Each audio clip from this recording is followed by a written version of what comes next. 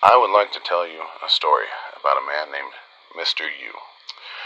A story about an average American, the traditional family dream. This man, Mr. U, has a wife, kids, a home, a job, a car. Mr. U works hard every day. He goes home to his family for dinners and out with friends to the bars. He likes to watch sports on TV. He actively engages in social media. He plays baseball with his kids. He enjoys the occasional barbecue. He kisses his wife and kids goodbye every morning before going to work. Mr. U has a pretty good life. And one day, just like every other day, Mr. U arrives home from work to have dinner with his family. The family gather and all sit down together at the dinner table. They talk about their day and begin to enjoy their meal. Suddenly, there is a knock at the door. Mr. U places his napkin on the table. He gets up. He proceeds to the front door and opens it to see who is calling. This is the moment everything changes. Before Mr. U are standing two strange men in hazmat suits, accompanied by a local law enforcement officer. Mr. U is informed that he must come with them immediately. They proceed to escort Mr. U from his home. By this time, the rest of the family is aware, and as his wife and kids begin to come down the hallway, they see Mr. U being escorted from their home. This is when the family begins to become scared and worried. Emotions would start to run wild.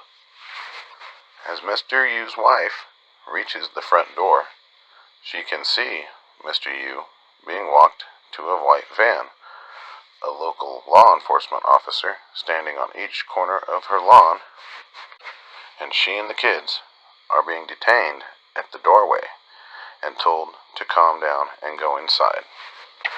By this time, the neighbors have begun to step outside of their homes, curious about the activity. As they start to gather, they see Mr. U being placed into the back of a white van. They see Mr. U's wife being detained on her porch with the kids. They also see and hear several local law enforcement officers telling them to return to their homes. Nothing to worry about, nothing to see here. The white van then drives away with Mr. U. The local law enforcement officers leave shortly after. Some neighbors go inside. A couple approach Mr. U's wife.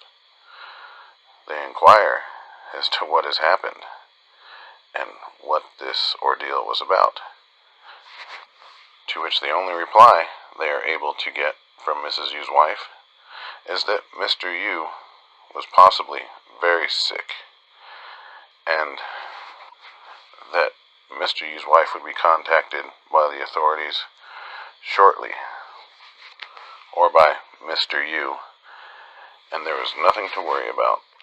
She may have even been given a card with a number to call in the morning to inquire about Mr. U's condition. The next morning, there is no contact from Mr. U or the authorities. Mr. U's wife is railroaded and cannot seem to get an answer out of any local authority as to where Mr. U has gone or Mr. U's condition. Even a few of the concerned and now fearful neighbors begin to inquire into Mr. U's whereabouts to authorities. All concerns and questions go unanswered.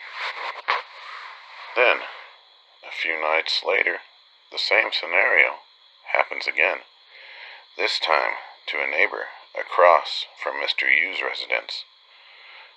Over the next 3 weeks, one by one, neighbors are ushered into white vans and then taken away. And this is where our small story ends. But if this sounds like just a horror movie, or maybe a spooky tale told by the campfire, what if I told you that this is a very real possibility of your future? But first, we need to examine and talk about a few things. In examining this, the first thing we need to think about is how a felony arrest works. If you are sitting down for dinner and a person at your table has an arrest warrant, the police show up, they ask for the felon, arrest the individual, and they take that person away. The only difference compared to the story is the fact that you know where this person has been taken: jail. Now, did you know that there are several proposed bills and laws that are being revised right now that would allow for any authority, local, state, or government, to enter any property, private or public, personal or business? They can then arrest, detain, and remove any individual or individuals that they think may have a communicable disease. From there, the individual or individuals will be taken to a designated facility, as it states. Here are two such examples. There are more. Next, let's examine a scandal in Florida. Whether it is true or not is irrelevant. The point is that doctors have been accused of falsifying records and marking COVID tests positive, regardless of the test results, all for a padded paycheck.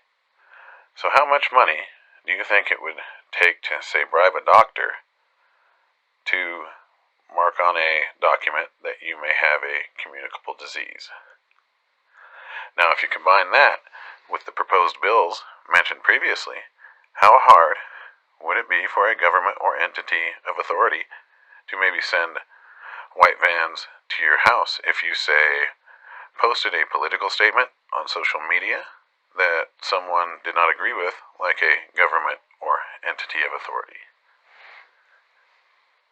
The whole point to everything is that this election coming up is more important than ever before in my lifetime and your lifetime. Depending on which way we vote will determine the outcome of this story. I would be very concerned if we vote the wrong way during this election. And if we do vote the wrong way, I would be very afraid the next time Mr. U has a knock at the door.